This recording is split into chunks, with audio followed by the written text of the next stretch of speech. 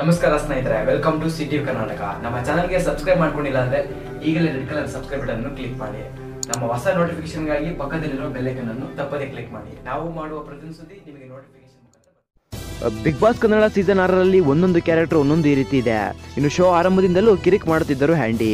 ಇನ್ನು ಹ್ಯಾಂಡಿ ನಡವಳಿಕೆಗೆ ಕೆಲವರಿಗೆ ಇಷ್ಟ ಆಗುತ್ತಿದ್ದರೂ ಕೂಡ ಅವರು ಹೆಣ್ಣು ಮಕ್ಕಳ ಜೊತೆ ನಡೆದುಕೊಂಡ ರೀತಿ ಎಲ್ಲವರಿಗೆ ಇರಿಸು ಮುರಿಸು ತಂದಿದ್ದಂತೂ ನಿಜ. ಇನ್ನು ಸಾಮಾಜಿಕ ಜಾಲತಾಣದಲ್ಲಿ ಅನೇಕರು ಹ್ಯಾಂಡಿಯ ಪರವಾಗಿ ಮಾತನಾಡಿದರೆ, ಕೆಲವರು ಹ್ಯಾಂಡಿಯ ವಿರುದ್ಧವಾಗಿ ಮಾತನಾಡುತ್ತಿದ್ದರು.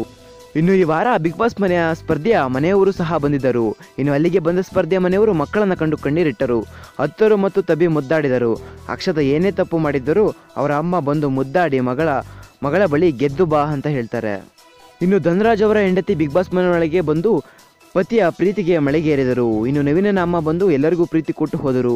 ಇನ್ನು ಕವಿತಾ ಅವರ ಅಮ್ಮ ಬಂದು ಎಲ್ಲರಿಗೂ ಜೋಶ್ ತುಂಬಿದರು. ರಶ್ಮಿಯ ಪತಿ ಬಂದು ಹೆಂಡತಿಗೆ ಧೈರ್ಯ ತುಂಬಿ ಹೋದರು. ಇನ್ನು ಅಲ್ಲಿಗೆ ಬಂದ ಹ್ಯಾಂಡಿ ಅವರ ಅಪ್ಪ ಮಾಡಿದ್ದೇ ಬೇರೆ. ಇನ್ನು ಹ್ಯಾಂಡಿ ಅವರಪ್ಪ ಮನೆಯೊಳಗೆ ಬರ್ತಿದ್ದಂತೆ ಸ್ಟ್ಯಾಚ್ಯೂನಲ್ಲಿ ಇದ್ದರೂ ಕೂಡ ಹ್ಯಾಂಡಿಯನ್ನು ಎಳೆದುಕೊಂಡು ಮನೆಯಿಂದ ಹೊರಗೆ ನಡೆದಿದ್ದಾರೆ. ಇನ್ನು ಎಲ್ಲ ಸ್ಪರ್ಧಿಗಳು ಅಂಕಲ್ ಹ್ಯಾಂಡಿನ ಕ್ಷಮಿಸಿ, ಹ್ಯಾಂಡಿ ಮನೆಯಲ್ಲೇ ಇರಲಿ ಎಂದು ಎಷ್ಟೇ ಬೇಡಿಕೊಂಡರು. ಹ್ಯಾಂಡಿ ಅಪ್ಪ ಇಲ್ಲ, ಅವನು ನಿಮಗೆ ತುಂಬಾ ನೋವನ್ನು ಕೊಟ್ಟಿದ್ದಾನೆ, ಇವನು ಬಿಗ್ ಬಾಸ್ ಮನೆಯಲ್ಲಿ ಇರುವುದು ಬೇಡ ಎಂದು ಎಳೆದುಕೊಂಡು ಹೋದರು.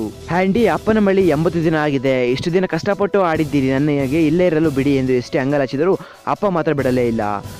ಇನ್ನು ನೀನು ಇಲ್ಲಿ ಬಂದಿರುವುದು ಎಲ್ಲ ಪ್ರೀತಿಯನ್ನು ಸಂಪಾದಿಸಲು, ಆದರೆ ನೀನು ಮಾಡುತ್ತಿರುವುದು ಎಲ್ಲರಿಗೂ ತೊಂದರೆ ಕೊಡುವ ಕೆಲಸ ಎಂದು ಹ್ಯಾಂಡಿ ಅಪ್ಪ ಬಿಗ್ ಬಾಸ್ ಕ್ಯಾಮರಾ ಮುಂದೆ ಬಿಗ್ ಬಾಸ್ ನಾನು ಹ್ಯಾಂಡಿನ ಕರೆದುಕೊಂಡು ಹೋಗುತ್ತಿದ್ದೇನೆ ಎಂದು ಹೇಳಿ ಹ್ಯಾಂಡಿಯನ್ನು ಕರೆದುಕೊಂಡು ಹೋಗೇ ಬಿಟ್ಟರು.